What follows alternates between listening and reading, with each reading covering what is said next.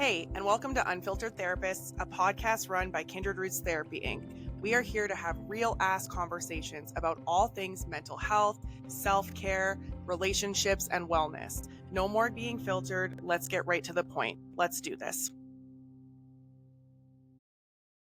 Okay, we are back for our second episode with Jaime McClintock. As promised from the end of our first episode discussing human design and therapy, I promised to be more vulnerable in this episode while Jaime reads a bit of my human design and I share how it translates for me. And so I'm going to let Jaime just go at it for the next 45 minutes, all about me, and do what it is that I claim is the most important thing, which is just be authentic and vulnerable and open. So I'm nervous but excited. So excited to go through this. Obviously, you have a basis for your human design chart, but I'm just going to go over it from the top down and kind of talk through. So this will be a little bit different than in readings. Traditionally in readings, there's a lot of teaching on everything. So I'll be bringing in just like our key points. And then I really want you to expand on how that's shown up for you. Okay. So that'll be a little bit of a different flow, but in sessions, I'll do this as well, where I can really see that something is landing and really kind of go in deeper and find out what's sitting underneath there. So that's kind of how we'll flow. Sounds good. And I guess for everyone listening too, like I've given Jaime full permission because clearly, obviously she knows who I am. This isn't like she's reading for me and doesn't know anything about my backstory. So I've given Jaime permission to ask challenging questions if she wishes, which obviously is a bit different than if this was a brand new client as well. But that permission has been granted. Amazing. Okay, so starting off, when people first get into human design, especially when they come to me, they're like, well, I looked up my chart and this is what I am, and I have no idea what that means. So you are a 5-1 sacral generator, and you're a pure generator. So when we break that down, going really high level, first and foremost, as a generator, generators are the workforce of the collective. And so they're people who really find a lot of passion in being able to gain mastery in their profession. And there's always something that kind of calls them that they really want to become a specialist in. You're actually ideally supposed to be a specialist. And so obviously, going through your profession, you knew from a very young age you wanted to get into therapy and mental health. Talk to me about how your purpose has been filled through that professional lens and through that mastery and that specializing. It's really funny because when I was really young, there's a lot of stories from my parents about me saying that I wanted to like help people and work with people. And I think that that was always prevalent. And I always wanted to be specialized.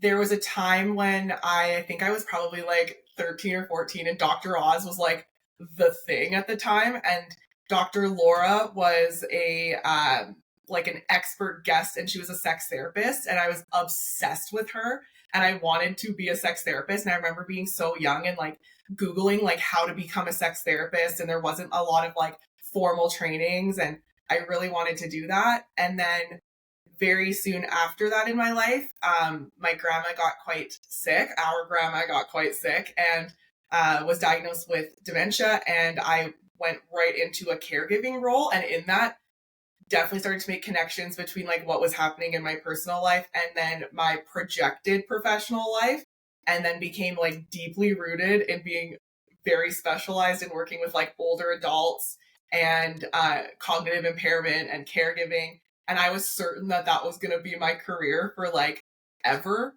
And for the people who knew me in that period of time, it's always like funny to see where I'm at now because that was never what anyone thought would happen. But I found that like as I got to a place that I felt like there wasn't much more for me to like learn in that area, I wanted to challenge myself and learn more, which then lent to like just adult mental health in general. And I even find now that like I'll go through waves of being like, I think that this is my specialty and do like tons of training in that and be working with that all the time. And then once I feel like I've like kind of gotten it, I'm like bored and I want to find something else to learn and get. So then I go and expand something else, which becomes a new specialty. So I definitely like being specialized, but also once it's like I hit almost like a limit of like, I think I've got what I can here, I tend to look for something else to try and master. Yeah, amazing. So, one of the shadow sides, and we'd spoken about this in our previous podcast, that human design gives such a great insight into some of our shadow qualities or sort of lessons we need to learn along the way. Mm-hmm. And generators are guided by a sacral authority or the sacral center, which is your inner authority, which is kind of where your intuition lives. It's your wisest voice. And this is like a regenerative battery to a certain point. So when you're doing something you really love, it's go, go, go, go, go. But all things need to happen in balance. And no matter what, even if you have a Tesla car that as you're driving, it has a regenerative battery, it will die if you try to drive across the country and never plug it in, never give it time to rest. So with that, generators are prone to a shadow side of overcommitment, burnout, saying yes to all the things, really diving in because there's such a great, powerful work energy, often being kind of used by others around them as well to go, oh, hey, can you help me do this? And you're like, yes, of course. So your notorious shadow wants to like pile on your plate because it thinks it can do all the things. So talk to me about what that's looked like for you. Yeah. I used to have like a really big pride point in being like, I'm a yes man. Like I'll say yes to everything. And like, I do deeply still have appreciation for the part of me that feels like if a door presents itself, I should just say yes to it and figure it out on the other side. But I am notoriously overcommitted to so many things. And when I commit myself to anything, I commit to doing it 100%. And so I'm trying to give 100% to a minimum of probably 5 things at any given time. And there's this cycle in my life of like, I'd say usually about this time of year where I'm like, ooh, I might have said yes to too many things and I'm feeling really burnt out and tired. And I spend the next like 5 months trying to clean up my overcommitment. And then I get like a month of breathing and then I'm like, oh, I'm not doing enough. I should say yes to more things. And it's just been so cyclical that like it's a very well defined part of my personhood. Like anyone close to me would say I'm notoriously overdoing it. Yeah. And I'm really excited to get into some of your gates that are in your incarnation cross because it's going to make so much sense that your strongest energy that comes through you is rhythms, patterns, cycles. So Okay, yeah, I we'll feel discuss that. we'll discuss that. So that brings us to the next part, right? Like that wanting to be a yes person. So you are a sacral generator, that's your inner authority. And so this is your sacral wants to say yes to things that light it up. So when we talk about your inner authority, this is your oldest, wisest, intuitive voice and how does it speak to you? So yours being sacral is beautiful because it's a gut feeling. It's like this gut feeling of it's a yes, it's a no. Does it light me up? The motto for decision making there is, am I saying like, is this a full body yes? Right? If it's a maybe or a no or not sure, that's not an answer. That's not a response that you give a yes to. So you have to be careful when you're saying yes to things. Is this like a gut feeling? Yes, I know that this is going to light me up. I know that this is what I want to do. Or is it your mind saying I should say yes? Because Mm, this opportunity could be, especially the one in your profile, which we'll touch on, it always wants more knowledge. So it's like, should I say yes because, oh, this is going to be some really fancy letters at the end of my name on my business card? oh Or is yeah. this a gut that like, this is, wow, this is lighting me up? And so your sacral operates in the present moment and it does really well with yes and no questions. And so, and another thing is that it's not actually connected to the logic. So often your gut intuition leads before the logic is there to back it up, which can be really hard when there's a shadow side that wants to prove intuition using logic, which lives in the mind, which we're not meant to make decisions from our mind. We're meant to make it from a body response. So I want you to talk through that. I'm laughing because I would say that when it comes to like intuition, I'm very proud to have a very strong gut instinct. Like I know in my gut very easily what feels good and what doesn't, but my reaction to my gut is if it's a yes, it's so easy. Like it's like the fastest yes. If there's anything in my gut that feels a little bit like off, I'm so resistant to saying no that like I'll try and intellectualize how it can be a yes or like how to settle the parts that are a no. And I think it's really tied to like a fear of missing out on opportunities, or like not seeing something through and maybe not seeing like how beautiful it could have been. And so I trust my gut when it's a happy yes, and I doubt my gut when it's something that's going to be a difficult no on pretty well everything.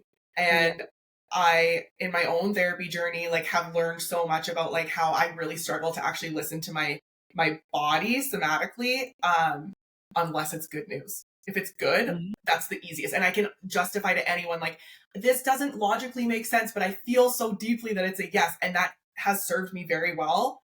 And when it comes to anything icky or less positive, I struggle so hard to listen to my body on a no. Yeah. Yeah. So hard. Yeah. And as someone who's watched your journey go in that direction, is that, and this is not just exclusive to you, but to people, that when we feel that we know the answer, we start to worry about what are people going to think? How is this going to let people down? What if this could have been the key to whatever? We start getting into like the what ifs. And that's you speaking to tuning into your body, is that if this, I'm a big believer that if what's meant for you will never pass by you. And even if you let it pass by you because you like, if, okay, so here's a good cycle. You say yes to too many things that you really didn't want to be a yes to. Yeah. Now you're burnt out. A really good opportunity that that you would be excited about comes around, but you're tuning into your body and you don't actually have the energy to do it. I'm a big believer it will come back into your sphere at a better time. But this is why it was so important to be 5 steps earlier taking care of yourself, so that when the opportunity comes, you can say yes to it the first time. Interesting. I like that.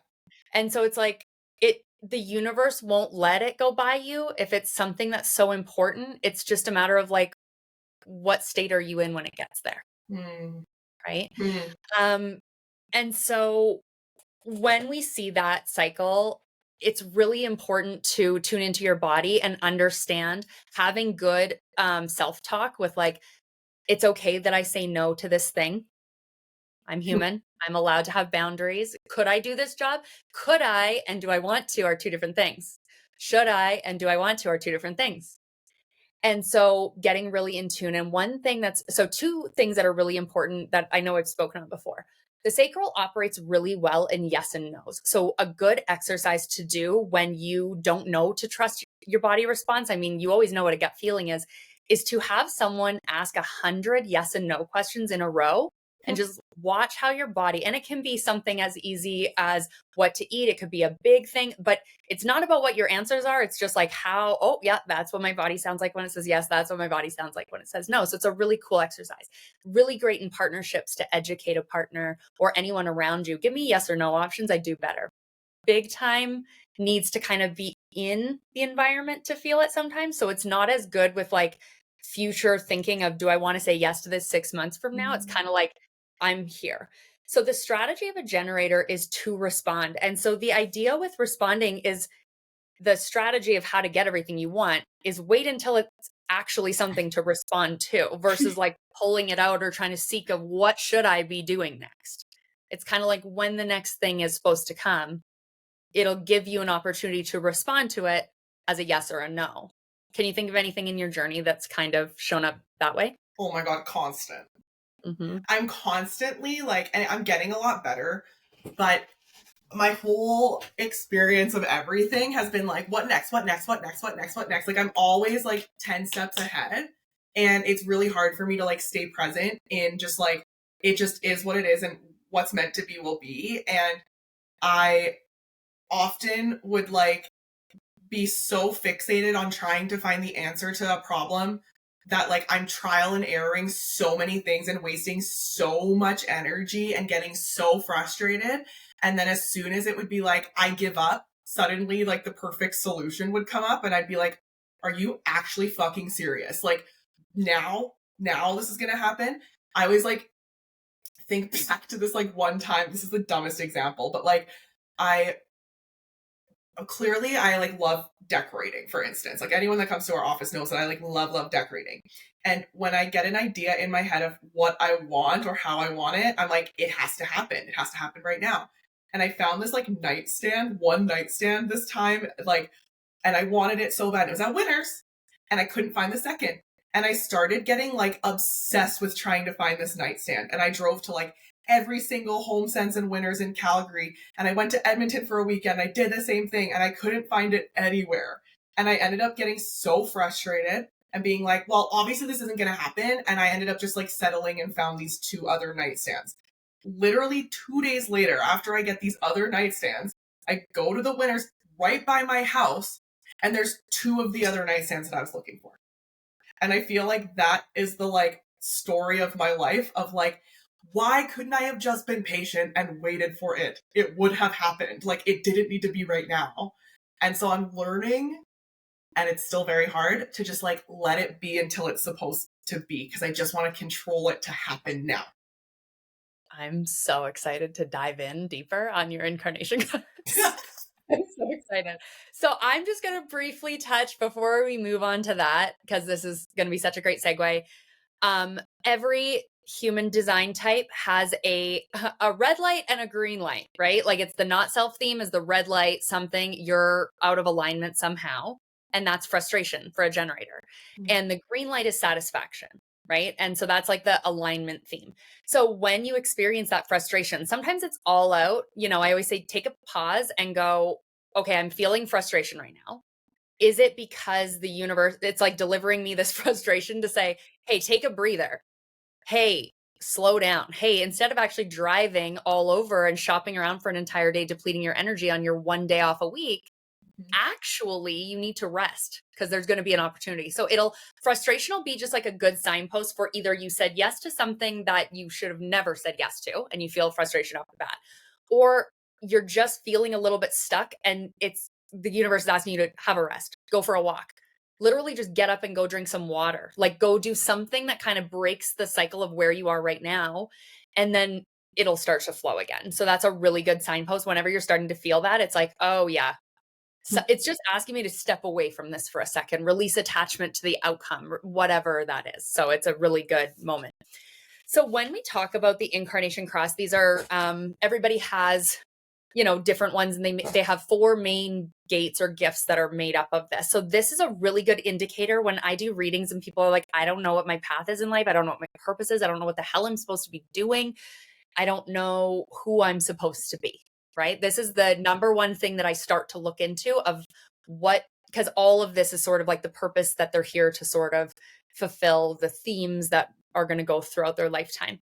So there's a conscious and a subconscious side. And so I'll kind of break it down to express what each one means.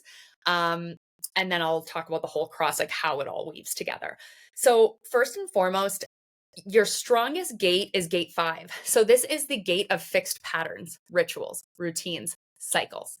And so when we consider this is your strongest gift because 70% of the energy that flows through your chart passes through this lens.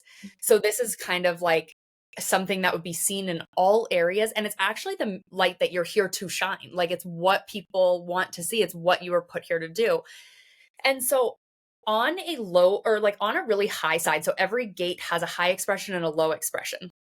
And so on the high side, it's being really in tune with your own cycles, really in tune with your own patterns, really in tune with your own rituals, really in tune with like what your unique cycle looks like for you, right?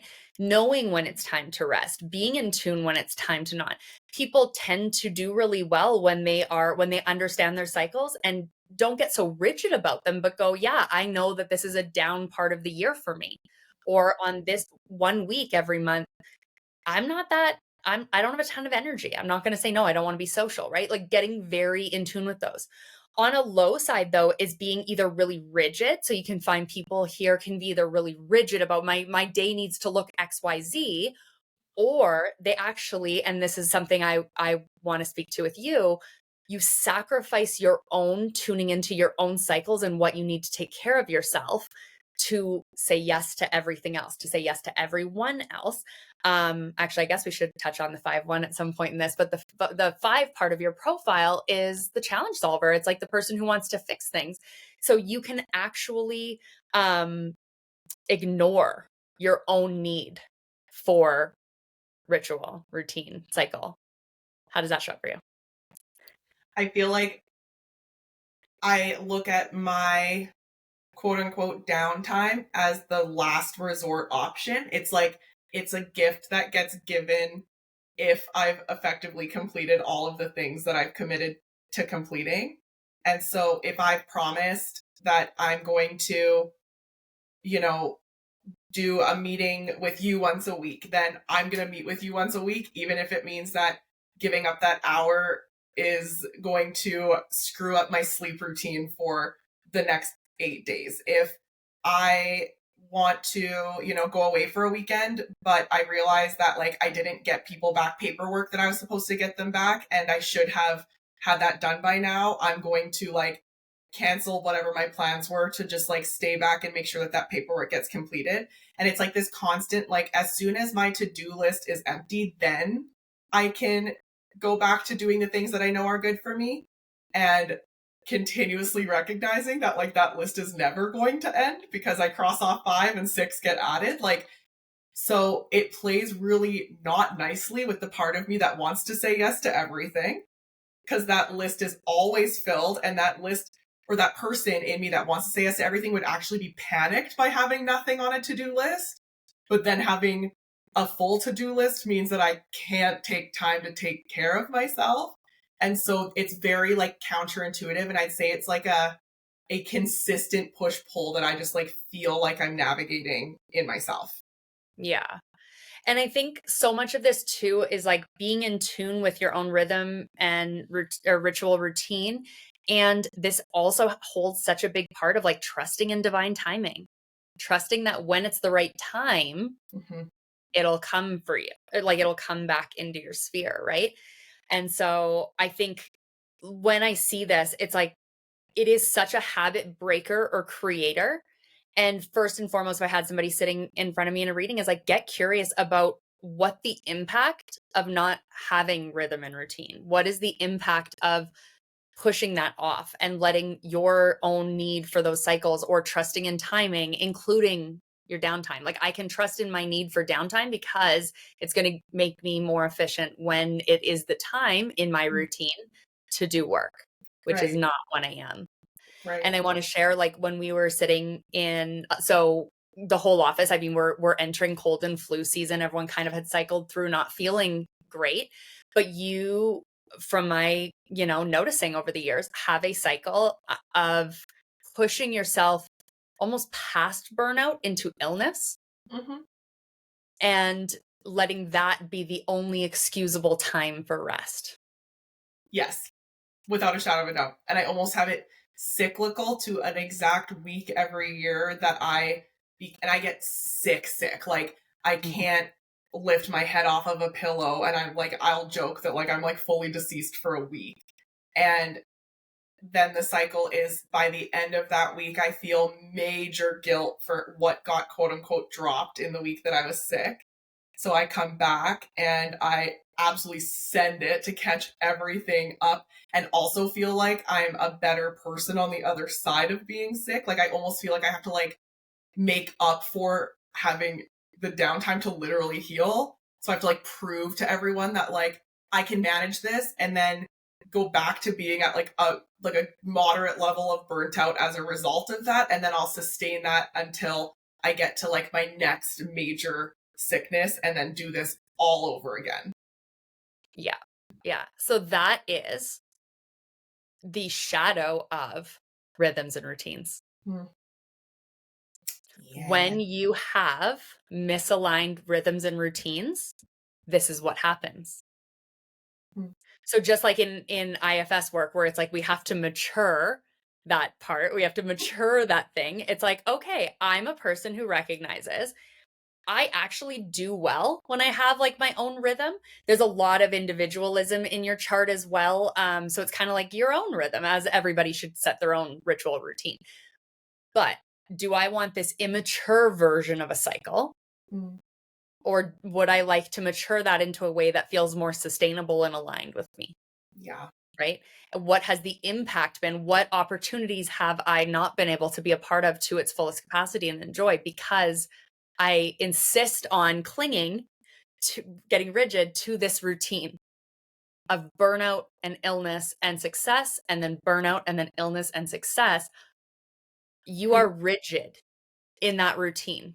And that's a great thing. Like, this is someone who, I mean, well, every therapist does their own therapy too, but this is where I say go to your therapist and get out of your own way on, like, why don't you feel you're worthy or whatever that is, of having a routine and a ritual that actually supports you. Yeah.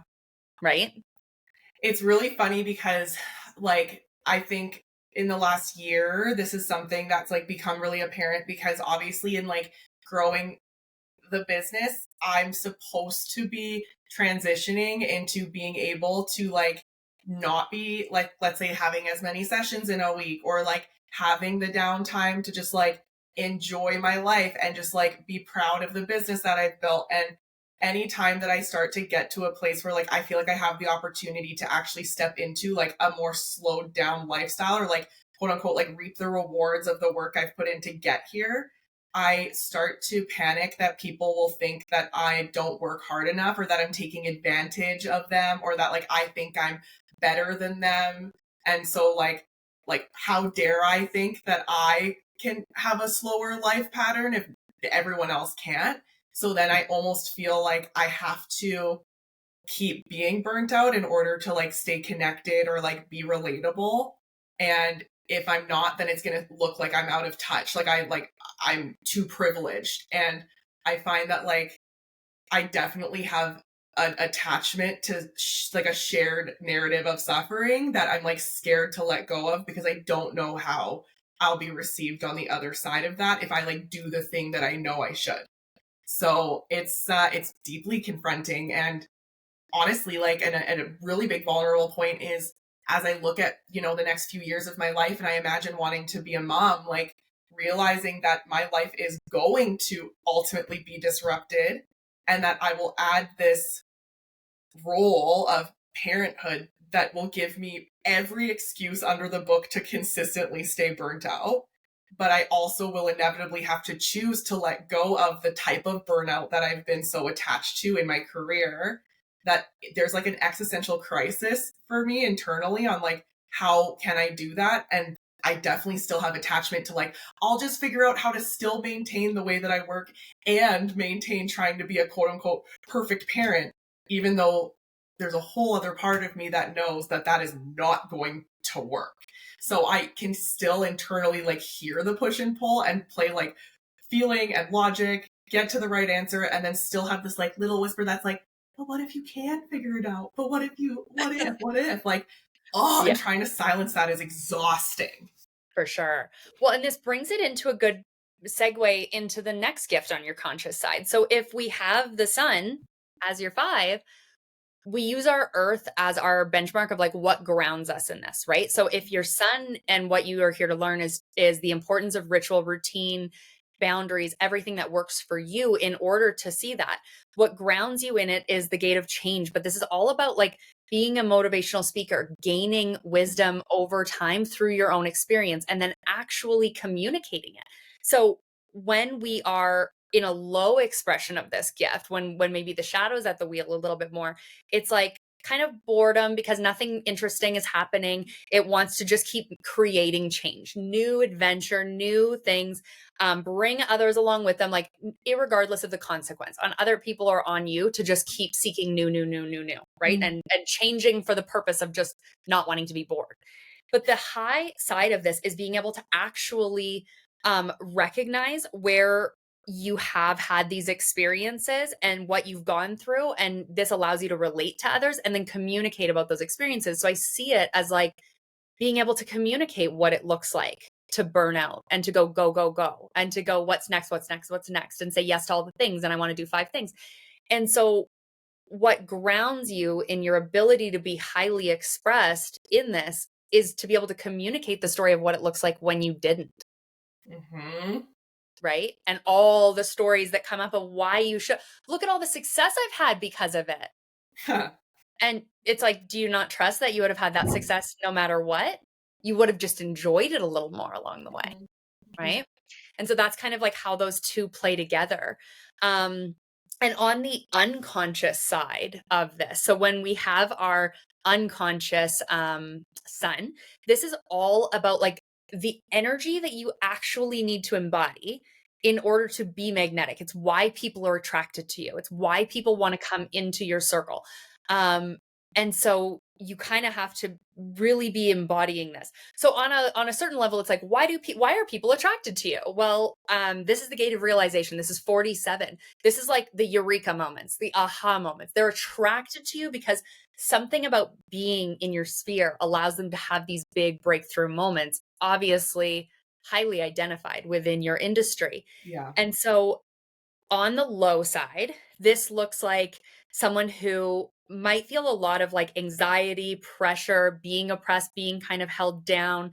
They might have a negative mindset, but on a high side, it's being very solution oriented, being really open to possibilities and having like a really positive mindset about things.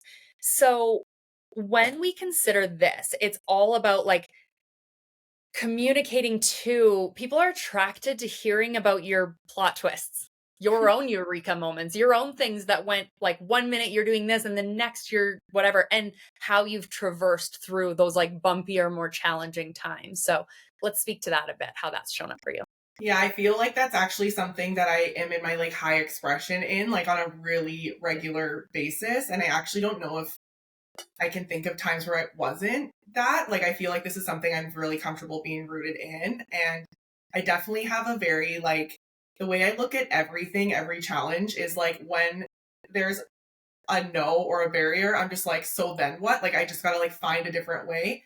And I'm often like surprised when I like look back at how much has happened as a result of just like creatively finding a different route through or finding a different way. And the more comfortable I got in like acknowledging that as being true, and the more that I shared that with people, and then I got to like witness how cool it was to see other people like learn from that and do the same thing, the more that I like wanted to share that. And so I think that in a lot of ways, like I am able to share my own experiences of like trial and tribulation and then like ultimately ending up where you are supposed to end up that might be better than you've ever expected, but it wasn't what you projected was going to happen.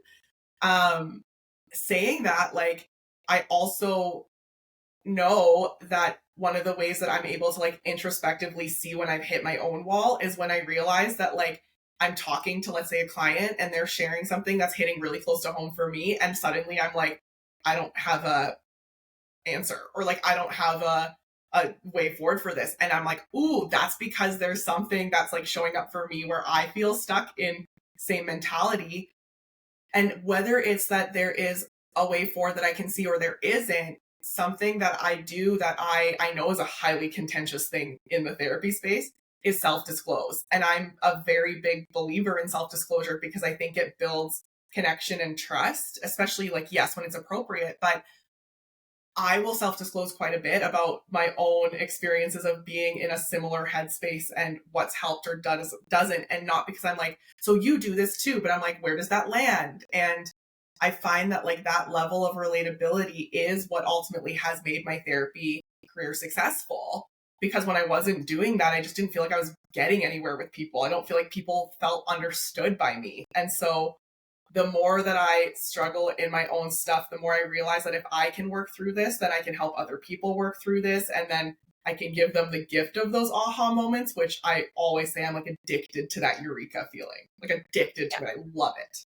And it's why people are around and like want to come into your area.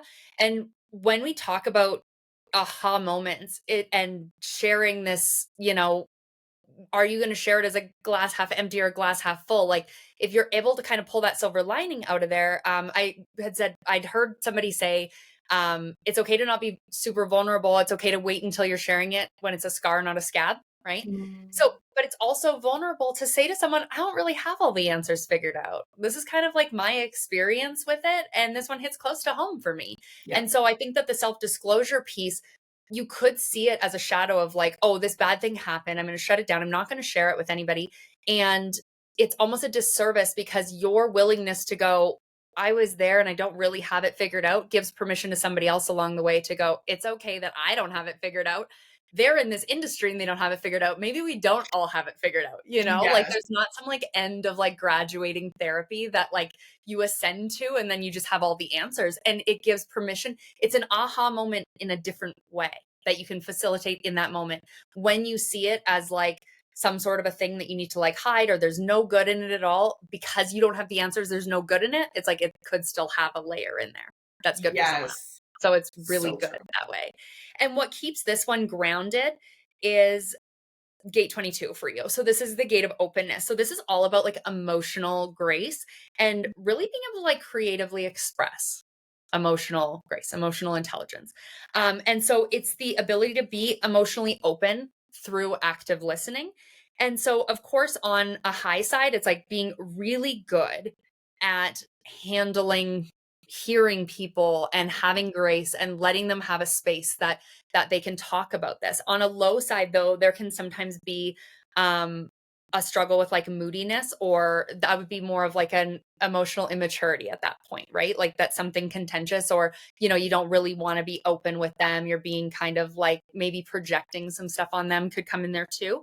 And so it's really about following your passions, challenges that you've faced, and really how you've stayed the course in your life when others have quit.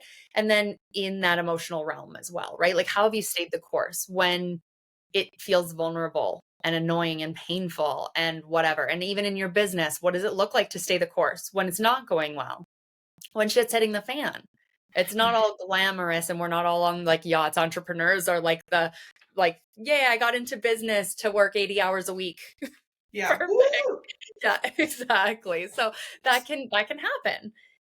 And so when those four things kind of come together, that's like a big life theme for you and how that's woven in. So again, we go back to so much of it coming down to those cycles and changing and like what that interplay is. And it's the idea of divine timing and change, like when it's necessary, it will happen, whether you like it or not. And I want to just go back because we had skipped over the 5-1 side of your profile really quick. So the 5-1 side of your profile, this is kind of the role that you play in this. It's like if that incarnation cross, the four of them, and so it is like left angle cross of separation. Hallmark movie theme here is really having like a strong sense of individuality, a strong sense of being in tune to who you are, what you need, having very intuitive timing on your own rhythms, rituals, routines, and then being able to kind of like adapt to circumstances, but not at the expense of yourself. Yeah. And so when we have that, it's like, what's the actor that's kind of meant to be in there? What's the role you have to play, or you're meant to play during this movie theme? And that's 5-1. So 5 is the challenge solver. They're considered the heretic. So it's like the person who wants to run in and save the day. And the 1, so your conscious side, what you identify, what you think everyone kind of wants from you is this ability to get in, solve problems, and run in and be the hero. And your subconscious role, why they're actually drawn to you, is that like wisdom, both internal wisdom and external wisdom that you've taken in, processed, and been able to use that wisdom to help them. And so it's a beautiful one because the 5-1s often want to challenge the status quo and they want to kind of go against it. It's like a bit of a rebellious energy in there, but it's because you've taken in something, or you have some sort of an internal knowledge that says it's not this way. I know the way to help you right now. But 5s can be specifically very open to either projecting their stuff if they're operating from a shadow, or taking on the projections of others of like, hey, I have this problem, fix it for me. How has that shown up for you? I mean, that's pretty much the MO of my entire existence, I think, is I know that I've always been someone who will hold hard stuff, hard conversations, hard reflections. And even if people come to me and they are just sharing because they're venting, I always take it as like, I need to fix this. Like, I must fix this, or like find a way through it. And I would make everyone's problems my problems. And this has been an inherently negative cycle in my own family and my upbringing, where I would always take the role of fixer, and I felt like that I needed to know what was going on with literally everyone so that I could mitigate any sort of issues that were going to happen in people's lives, whether it was like independently or with other people. And so sometimes it would show up in looking like I was like always in the drama, and it wasn't ever because I wanted drama. It's because I wanted to like get rid of all possible drama. And our family is incredibly high drama conflict, and so it never ends.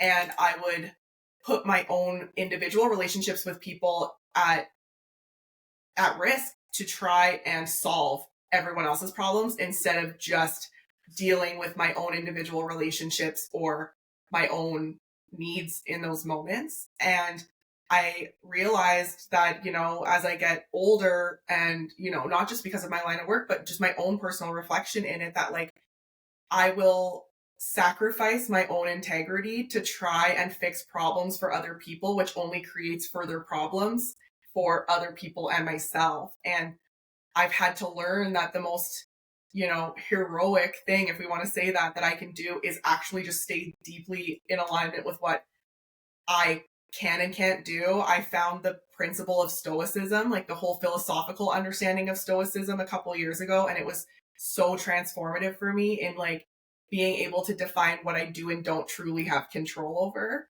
and learning to have to set boundaries in the way that boundaries are supposed to be set, to not feel like I have to own everyone's problems as my own problems, but empower people to solve their own problems and know that they're like seen and unconditionally supported as they navigate this.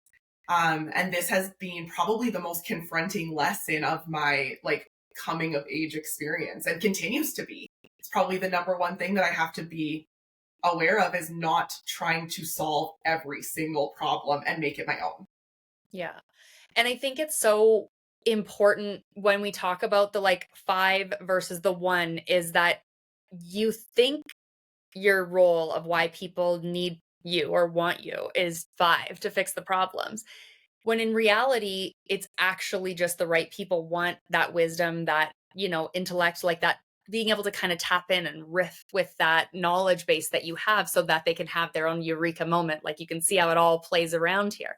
Yeah. But it is a shadow side of it to think that all problems are yours to solve, and wanting, when you said you want to duck out, that's a side of that one that wants to duck out because I don't have the right knowledge to fix their problem, so I'm going to isolate. Yes. I don't have the right knowledge to fix this, so I'm going to go take another certification so that next time this happens, and this pulls in the Kabbalistic teachings of like assess the vessel, right? Mhm.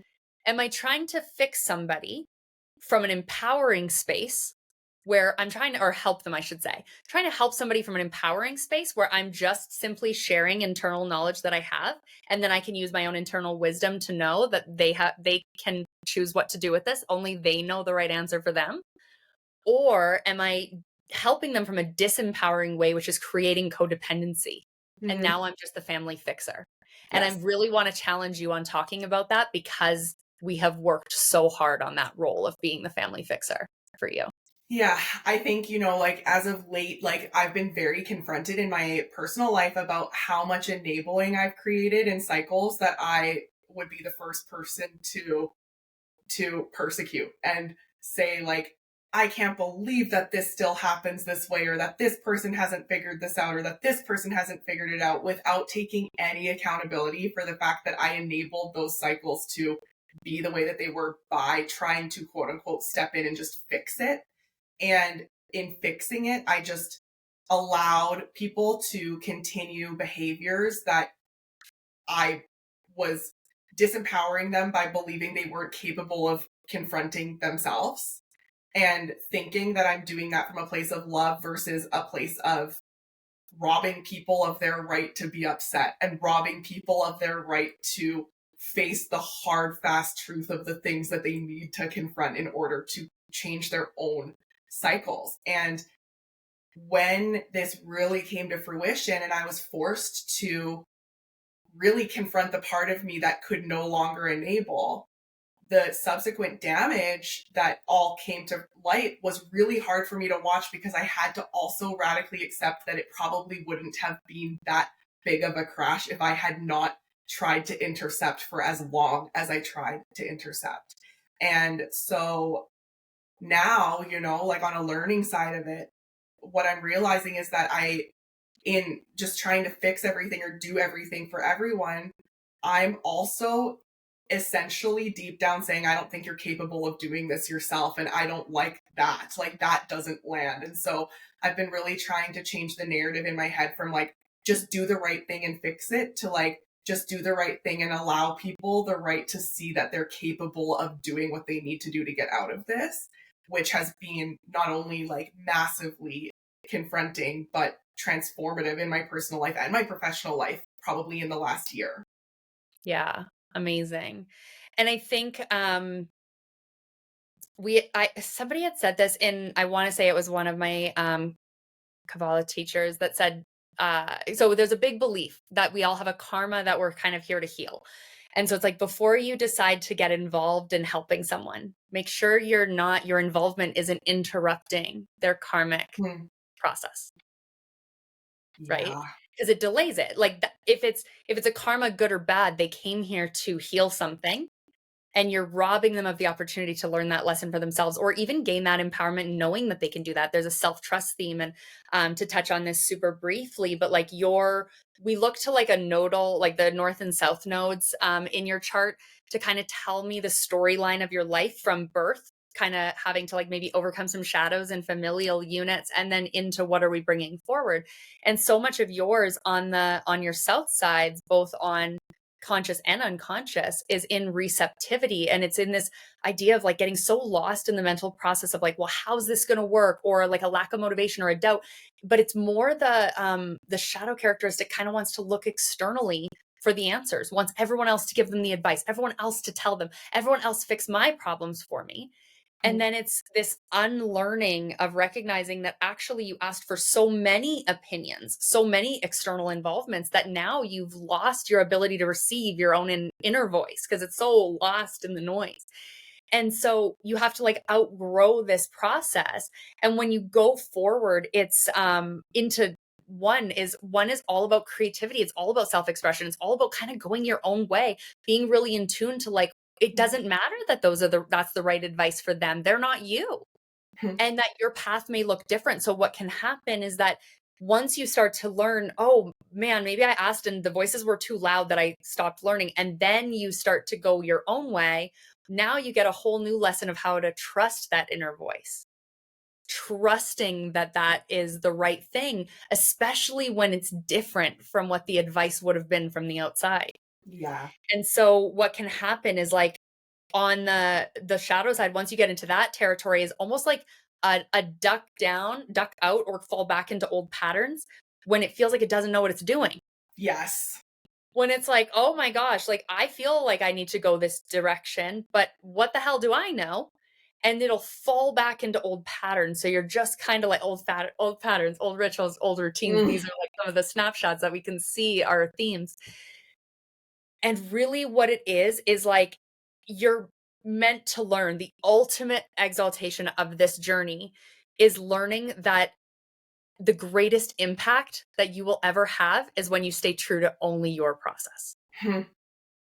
And so as we wrap, I want you to talk about how that played into your path with Kindred Roots and talk openly, as open as your maybe licensing board will allow. But like you were a woman on a mission. Let's pull in the 5-1. Let's pull in the fact that you want to challenge the status quo. Let's pull in the fact that you have that bit of a rebel energy. Let's pull in the fact that you're meant to, your greatest calling, your north nodes, your purpose, everything is about making a pattern, a ritual, routine, or space for you. Yeah. Outside opinions can stay outside. What does that look like for you? I think it's really fascinating because for people who don't work in the mental health field, I think that there would be an assumption that the mental health field is an incredibly like loving and safe space to work in.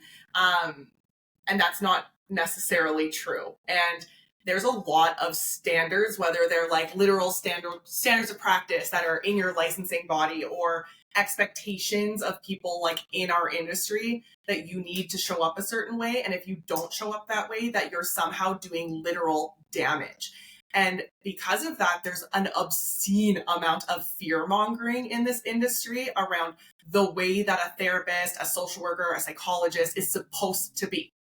And a lot of those principles, the standard, do not align for me personally. Where self-disclosure, again, where I said it's a contentious topic, I'm not lying when I say it's contentious. There are probably vast majority of teachers or people who have been practicing for a very long time and not that long, who would argue so valiantly against me believing in self-disclosure, that self-disclosure is incredibly damaging and that it muddies the water of the therapeutic relationship. And anytime I tried to stick to the rules, I felt so disconnected from not just my clients, but myself. I remember doing like my first website, and Jamie was helping me build it. And I was like, what am I supposed to wear? And I remember going and like buying like a blazer and like loafer shoes. And I was like, no one's going to want to talk to me. I'm so young. Like at that point, I think I was 25, and like trying to like hide the parts of myself that I thought were not going to be favorable to the image of what a therapist is supposed to look like.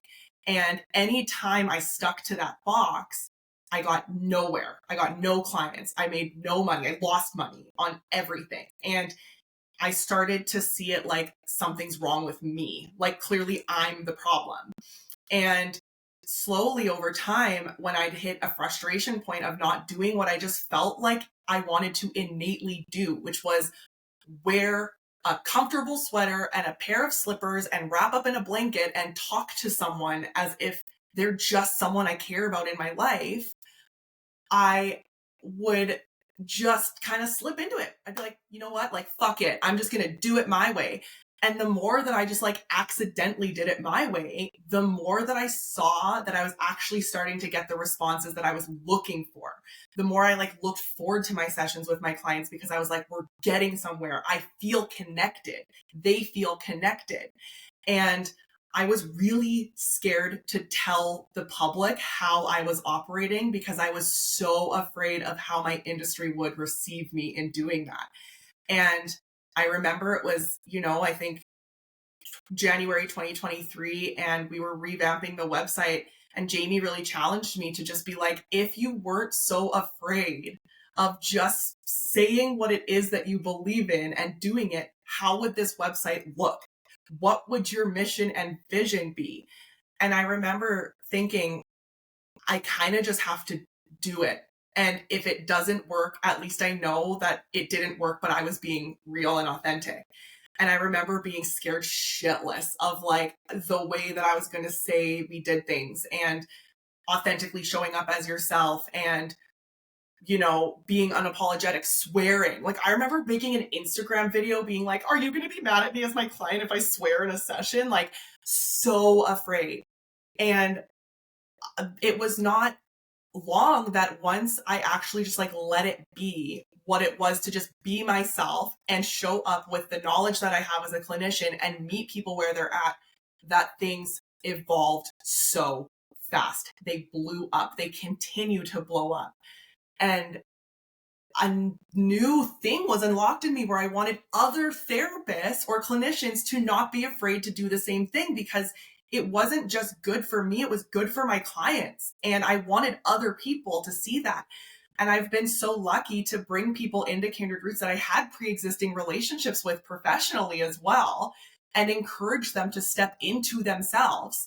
And all of us step into ourselves in a very different way, very different lights. But we do amazing work because we are in our own light. And now when I look at like, what is my specialty? When we go back to the beginning of like, I've specialized in this and I've specialized in that, I think really like the main specialty I would say is that I am so proud of my ability to help people authentically accept themselves and just show up the way that they are, and recognize that like you could be the juiciest peach in the world and not everyone's going to like peaches, and that's okay. But the growth and the good comes when you stop pretending to be something you're not, out of fear of how it's going to be received. And so I genuinely believe that if there was any defining feature to what Kindred Roots is and why it is, it's that. Yeah. And as an outsider looking in, I mean, there's so many times we've watched, well, I've known of it getting challenged in those professional spaces. What does it mean? Like, what does it mean to you must show up professional? You must be in a blazer. You must be, an office must look a certain way. And you really have, every time I've watched you, do the thing you wanted to do anyways, do the thing that was your internal, but you were so worried about those external voices. Once it clicks, it clicks. And Mhm. recently we were all in like a team training, and some of our therapists were brought to literal tears because of the environment that you've created where they get to show up as themselves, which is not the industry standard, specifically in public mental health, of being able to authentically be themselves. And by having a safe space to be yourself, being loved for being yourself heals such a core part of them that they felt was unlovable or that Mm. they feared was unlovable, whatever the story is that they've like made that about themselves. So I want to really celebrate how much I've watched you transform the lives of the people that you've pulled in, that you've trained along the way. It is so rare. And what we're seeing is that through that awkward transition of people judging, it'll never work, it'll never work, it'll never work, to boom, it did work. And the way that you get asked by other clinic owners who maybe want to challenge something and do it a different way for themselves too is also magic, because that's what creates a ripple effect of authenticity and challenges them to look outside of what is status quo and what is unique to them and what feels good. So Yeah. I love that. I want to touch on a really fun little flavor before we close out. Human design also tells us environments that we're meant to thrive in, and Allegra's environment is kitchens. And so kitchens are not specifically kitchens like you were meant to be a baker, but it's a space within the home that we nurture and care for people. These environments are incredibly good to be surrounded in areas where people are feeling comforted, they're feeling cozy, they're feeling nourished, they're feeling taken care of, they're feeling like they're home. As we wrap, tell us how you brought that into Kindred Roots' physical space. I would say that all I wanted when people came into Kindred Roots physical space was to feel like they were in the coziest part of their home, whether it was like a living room or like a shared family area. And when I think of kitchens, I think of like when you host people and everyone tends to like congregate in the kitchen, and you have people kind of like sitting at an island or at a kitchen table, and there's some people eating or cooking and talking, and it's just really like free flowing and comfortable. That like that same energy is what I wanted the healing hub in Okotoks to feel like, and I think that it genuinely does. And when I look back at it, I realized that like, yes, I wanted it for the clients, but I actually really wanted it for myself too, because I knew that I would do my best work if it felt comfortable being there. So yeah, I remember when I first heard this from you, like I was like dying laughing because I was like, that's so accurate. Like, and of course it would be kitchens. I'm like, I'm a foodie, whatever, judge me. Yeah. I love it. Well, I look forward to continuing to walk through this as we build coaching containers. This stuff does all translate into things that we can use and tie forward and bring forward through our work as well. And so I look forward to doing more deep dives and education sessions with people to learn how to bring this stuff all forward. Me too. I'm so excited, and I'm so lucky to have you in my corner through this entire process, and also watch your evolution of your career within the same time frames. And yeah, for anyone listening who felt like they wanted this sort of like realization for themselves, like there is real things coming from Jamie and I that I say stay tuned and watch. And thank you for challenging me to be more open. And yeah, I hope that anything I shared today is eye-opening for someone, or that you can now understand why human design plays so well in therapy and how it can really open conversations that are hard to get to otherwise. So thank you. Beautiful. Okay. Thank you.